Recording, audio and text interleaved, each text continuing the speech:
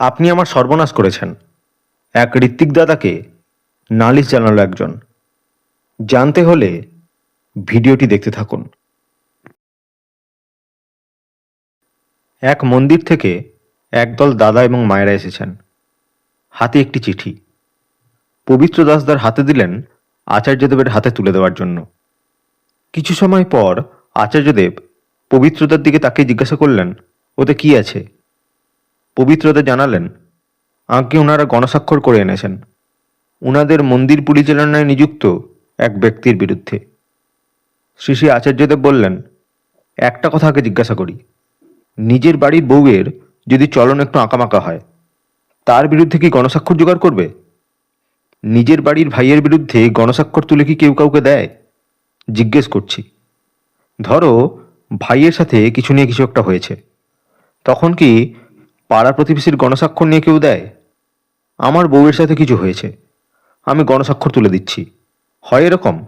এটা হতে পারে? তার মানে এই, আপনারা যে কাজটা করছেন তার অর্থ হলো আপন ভাব নেই সেখানে। তার মানে সেখানে গুরু ভাইও নেই, তাই না? একটা লোক যদি অন্যায্য আচরণ করে, এ অপাংতেয়, এ বিষদিশ, এ অন্যায়কারী, এ ব্যতিক্রমী, সব বুঝলাম। কিন্তু তাকে আমি কিছুতেই আয়ত্ত করতে পারছি না আমার ব্যবহার দিয়ে, এতগুলো লোকের ব্যবহার দিয়ে। তাহলে পরাজয়টা কার হচ্ছে? আমি যদি ভালো মানুষ হই, সৎ মানুষ হই, আমি কোনো বুদ্ধি খুঁজে পাচ্ছি না তাকে ন্যায্যতায় আনার, তাহলে কে পরাজিত হচ্ছে? তাহলে রাবণের জয়, রামের পরাজয়, ব্যাপারটা তাই হলো না? রাম তখন কি করবে? বানর সেনার কাছ থেকে সই সাবুত জোগাড় করে দেবে। কাকে দেবে? শিবকে।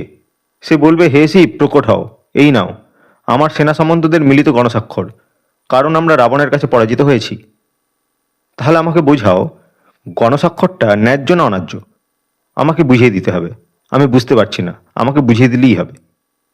ধরা যাক এই লোকটা অন্যায় করে, কিন্তু আমি তাকে নিয়ে কিছুতেই চলতে পারি না, তাহলে পরাজয়টা কার হলো? আমি যদি রামের সেনাবাহিনী হয়ে থাকি, আমি পরাজয় স্বীকার করতে পারি কি? তাহলে বলতে হয় এতগুলো লোক পরাজিত হয়ে আছে, গণস্বাক্ষর মানেই হচ্ছে আমরা পরাজিত হয়েছি, তুমি আমাদের রক্ষা করো। কারা পরাজিত?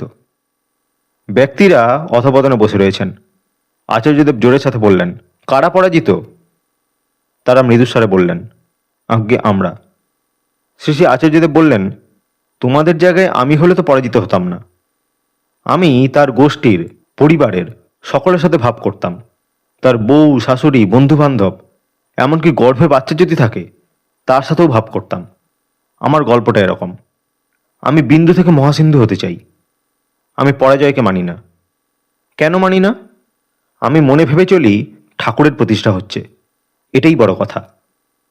আমি যদি ভেবে চলি এইভাবে তাঁর প্রতিষ্ঠা হবে, তবে আমার আমি বলে কিছু নেই, না আমার অহংকার বলে কিছু আছে, না আমার বোধ বলে কিছু আছে।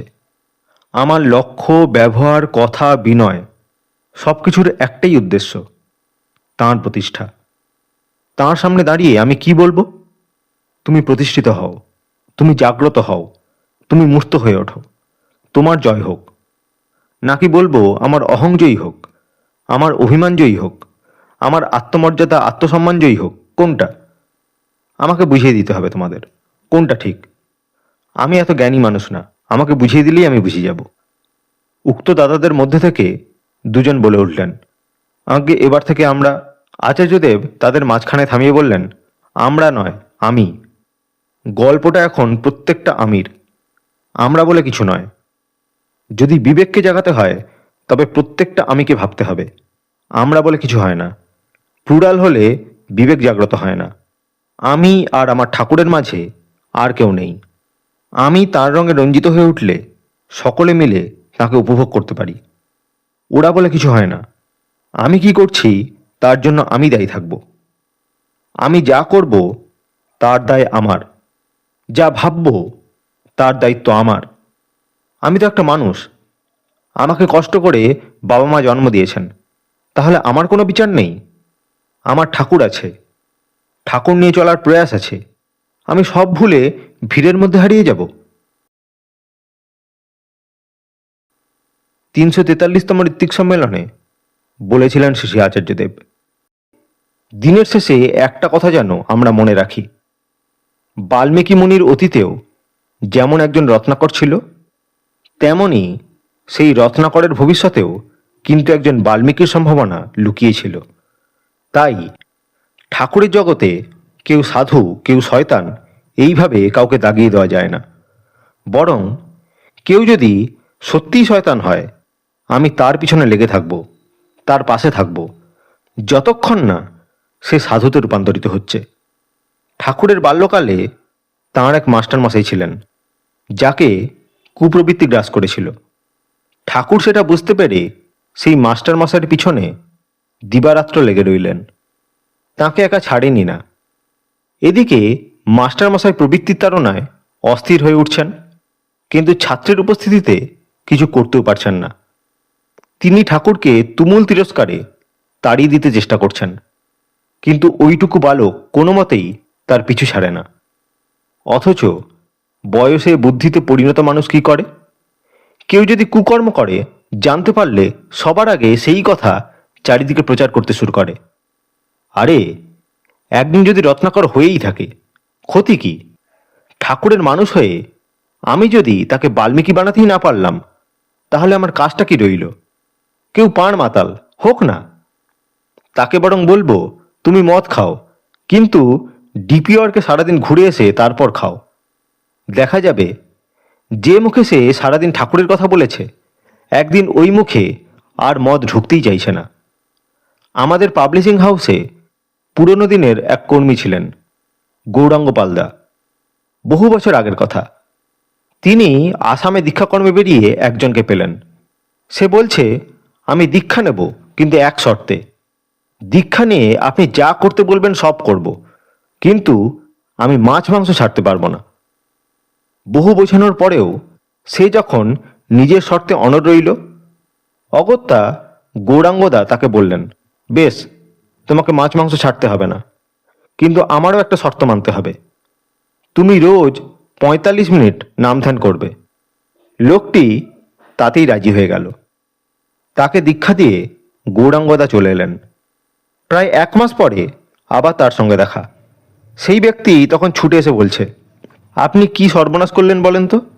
রোজ 45 মিনিট নাম ধ্যান করতে বললেন, আর এখন আমি মাছ খেতে গেলেই বমি হয়ে যাচ্ছে।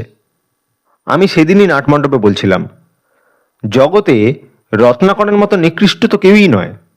তাহলে রত্নাকর বাল্মীকি হতে পারল, আর যারা রত্নাকরের চেয়ে অন্তত ভালো মানুষ, তাদের মধ্যে তো কাউকে বাল্মীকি হতে দেখা গেল না।